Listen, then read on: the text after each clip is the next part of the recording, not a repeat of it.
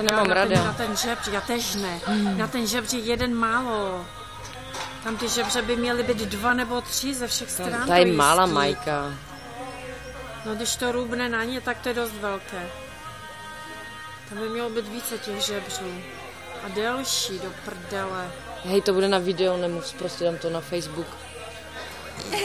To nesmíš. Kdyby vás zajímalo, kdo tady prdoluje, tak je to moje máma. Magdalena Bubíková, najděte si na Facebook. To je vůl ten Pavel.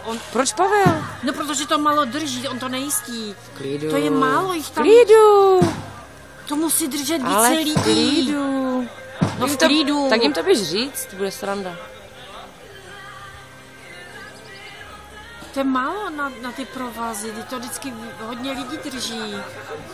Babi by tam mohly jít, že pomoct? Kdo? Babi. To asi tak zůstane.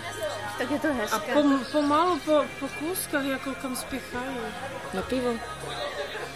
No a tak ta doktorka se dívala na moje Nebaví tě to, že Rubínko? Já jsem si to myslela, ale doma by se moje ruce, na ty uzlíky reumatické a to.